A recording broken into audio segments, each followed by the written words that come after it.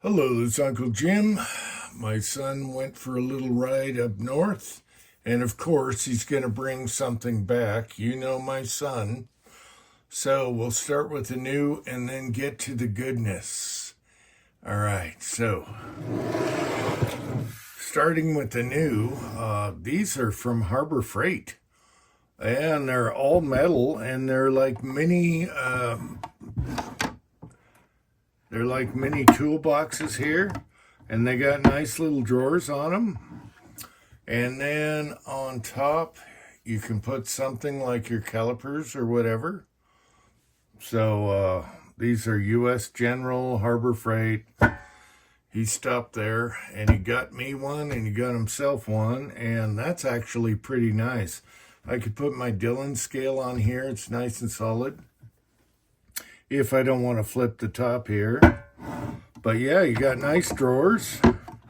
They got ball bearings, and it's rock solid. So there you go. What is this? In case you guys are looking, 11 inches by 6 inches. And how deep is it? 6 inches. 11 by 6 by 6. So if you want a little handy mini toolbox for your loading bench, these are pretty nice. They're not bad at all. Nice hinges. They even have the little things here for softening the blow on the top shelf.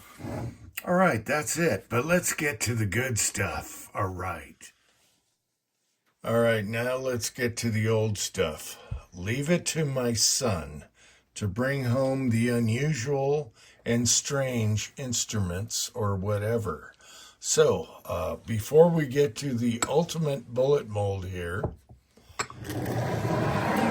let's cover this. The Detectron Geiger counter from the 1950s. Actually, this has the square counter here. So it is 1954. It was in 3 different movies.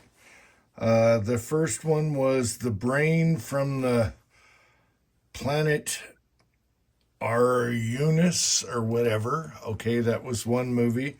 And then Spock, who was Leonard Nimoy, Spock in Star Trek. Zombies from the Stratosphere. It was in that movie. And the other movie was The Atomic Kid with Mickey Rooney, if you guys remember who he is. And it was lightweight, fungus proof, and all that, according to them. So this is a Geiger counter from 1954. Nice aluminum handle, super cool knobs on here. And let's do a close-up. North Hollywood, California. So that's what you needed with spaceships, drones, whatever that's going on nowadays. And so now we have a Geiger counter from 1954. And check out the knobs on these. Let's see if we can do a close-up. And 54 had the square body here on the counter. All right. Look at that piece of equipment. And you have a toggle switch, just like the cat. My chronograph nowadays, I went back to the toggle switch. And then you have like your earphone plugins, a neat little cool retro lit up knob here. You got your dials. And a fuse, I think, to calibrate. And how cool is that? And it's really good shape. You can put it on your belt. Okay, it had a belt strap. It's lightweight, and they say it was fungus proof and all that stuff for all climates. There you go, 1954. Check your nuclear fallout. And how cool is that? Now, the tough thing is the batteries. It takes two 45 volts it takes two 45-volt batteries and then two 1.5-volt batteries and then one 15-volt battery. I think I covered that. I had to write it down, but look at that. If anything, it's a cool wall hanger, especially for people that are worried about nuclear. That is just cool. So the wand comes out. You can check on the wand while it's on your belt, and then there you go. Leave it to my boy to find something like that. How many people have seen this thing? Place your bets. I doubt anyone watching this has ever seen something like this. But it is really cool and really retro. All right. How cool is that? And it was in 3 movies, so you can watch those movies and watch them using this. It's very light. I don't know what the batteries weigh, but it super, super well made, 1954. Let's do a close-up on the gauge or the dial. Is that cool or is that not cool? I'm sorry. Where do you find the stuff, boy? Anyway. Okay, one thing I forgot to mention is modern technology versus old technology. See how small this is? This does everything that does. And more.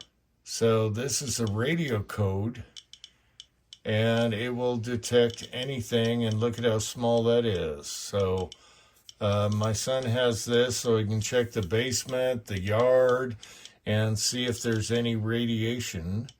And it's all digital now, and there you go. So if you want to check in case you have drones or nuclear fallout, or if your Fiestaware is really old, or if your Fiestaware, your dishes are really old, you can scan them, and it does work. We scanned old dishes. All right. Afoof. All right, so as a side note, on this modern Geiger counter, you were getting background noise radiation. But here we have some old Fiestaware that had uranium in the glaze when they glazed these orange plates. So let's check this out. All right, now watch this. Warning, Will Robinson, warning. And it'll go up to 140 something, maybe even 150. There you go, 152.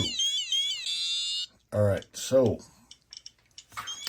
if you have vintage plates, you might want to check for uranium.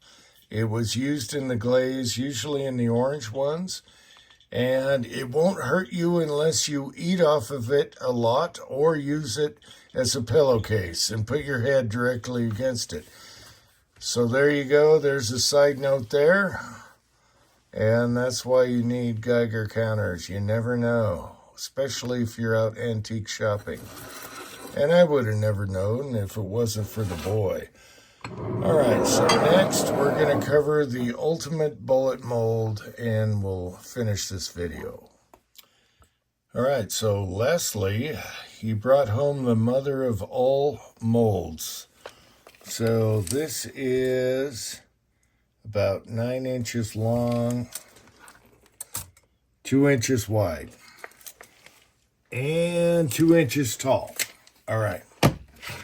So what the heck is this? Maybe you guys can help me out, or maybe we're all lost watching the last segment there. Anyway, this is some kind of mold for some round ball here, and it's beautiful. And leave it to the boy to find something like this. The diameter between these circles is about 1.260 diameter. All right, a little more than 1.25 inch. How cool is that? And look at how well that is made. Let's do a close-up. And we have no idea what this was made for. but we're thinking cannon. Okay, we can make a cannon and a cannon barrel. Who knows what? Ice, I don't know what material. Ice, lead, zinc, I don't know. Anyway, you've probably never seen anything like that before. Let me put it together here. It's only got like a screw through it, so we have no idea what this was made for. If anyone could tell us, it's well made, it's beautiful, it's solid aluminum. And there you go. There's your mold. So, maybe in the future, we'll run a cannonball. We'll make a cannon for this. I don't know what we're going to do with this. Ice, I don't know, whatever material, and go from there. So I hope you found all this interesting. Leave it to my son to bring home. You know, he's almost like Barnum Bailey, where, you just have the unusual and interesting, and you don't know if you're going to get a giant or a bearded lady or whatever when he shows up. But that's what we got. So, how cool is that? How cool is that? Hope you found this interesting. I sure did. Until next time, America.